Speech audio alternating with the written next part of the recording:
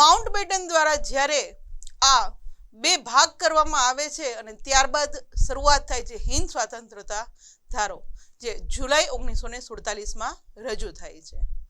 Viceroy માઉન્ટબેટનની યોજના અનુસાર British પાર્લામેન્ટે Hind સ્વતંત્રતા ધારો જુલાઈ 1947માં પસાર કર્યો.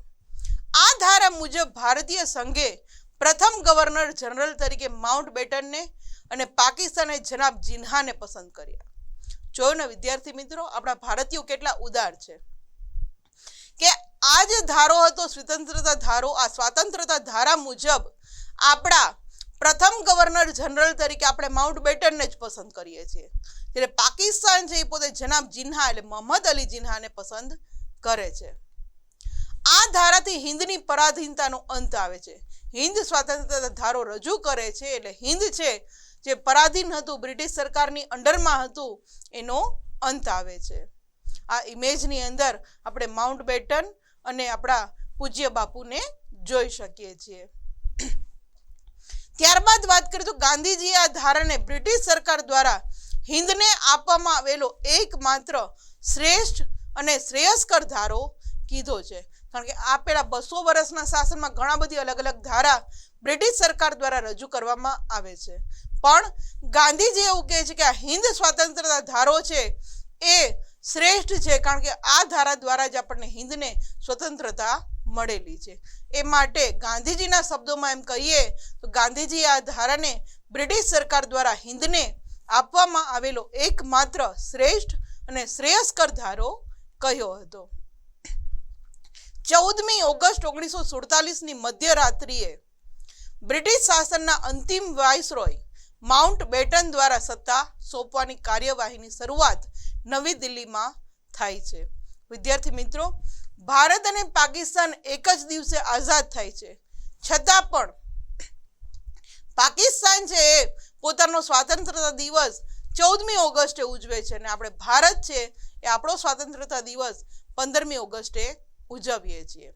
એટલે મધ્યરાત્રિએ આ જે કહેવામાં આવે છે કાર્યવાહી છે સત્તા સોંપવાની, એ મધ્યરાત્રિથી જ શરૂઆત થઈ જાય છે અને આ બ્રિટિશ શાસનના અંતિમ જે વાઇસરોય માઉન્ટબેટન હતા એના દ્વારા કરવામાં આવે છે નવી દિલ્હીની અંદર.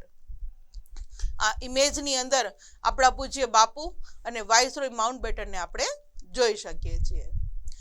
ધ્વજ સ્તંભ ઉપરથી ઇંગ્લેન્ડનો રાષ્ટ્રધ્વજ યુનિયન જેક, ઇંગ્લેન્ડનો રાષ્ટ્રધ્વજ કયો છે? યુનિયન જેક, એને નીચે ઉતારવામાં આવે છે અને ભારતનો તિરંગો આપણો રાષ્ટ્રધ્વજ છે એ ફરકાવવામાં આવે છે. ત્યારબાદ તો કે માઉન્ટબેટને ભારતને સ્વતંત્રતા આપતા દસ્તાવેજો ભારતના પ્રથમ હિન્દી ગવર્નર જનરલ ચક્રવર્તી સિંહ રાજગોપાલને સોંપ્યા. વિદ્યાર્થી મિત્રો, આ પણ પરીક્ષામાં અવારનવાર પૂછાય છે કે સ્વતંત્રતા ભારતના પ્રથમ હિન્દી ગવર્નર કોણ હતા? તો ખાસ યાદ રાખવું પડશે, સી રાજગોપાલાચારી. એને આ હિન્દી ગવર્નરને બધું એમ કહેવામાં આવે છે કે દસ્તાવેજો ભારતના જે હતા એ સોંપી દે છે. આ ઇમેજની અંદર હમણાં જ આપણે વાત કરી કે ઇંગ્લેન્ડનો રાષ્ટ્રધ્વજ યુનિયન જેક અને ભારતનો આપણો તિરંગો આપણે જોઈ શકીએ છીએ. 15મી ઓગસ્ટ 1947નું સુંદર પ્રભાત ઉગ્યું, કારણ કે આ દિવસે બ્રિટિશ સરકાર છે એ આપણને સ્વતંત્રતા આપીને અહીંથી વિદાય લે છે અને સમગ્ર ભારત દેશની જનતાએ આનંદ અને ઉલ્લાસથી પ્રથમ સ્વતંત્રતા દિવસની ઉજવણી કરે છે. મહાત્મા ગાંધીજી હિન્દ વિભાજનની વેદનાથી દુઃખી હતા અને ઊંડા શોક અને ચિંતામાં ડૂબેલા હતા.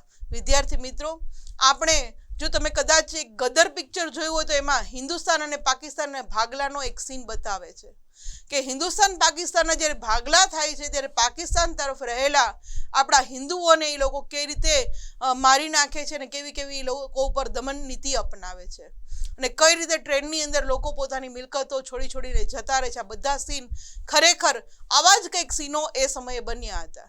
એ આપણે પિક્ચર જોયું હોય તો તમને ખ્યાલ હશે. તો આવી વેદના, કારણ કે હિન્દુસ્તાનનું જ્યારે વિભાજન થાય છે ત્યારે ઘણા બધી નિર્દોષ લોકો મૃત્યુ પામે છે, ઘણા લોકોને મારી નાખે છે. એટલે આ જે દુઃખ હતું એ મહાત્મા ગાંધીજી સહી નથી શકતા ને ઊંડા શોક અને ચિંતનમાં પોતે ડૂબી જાય છે.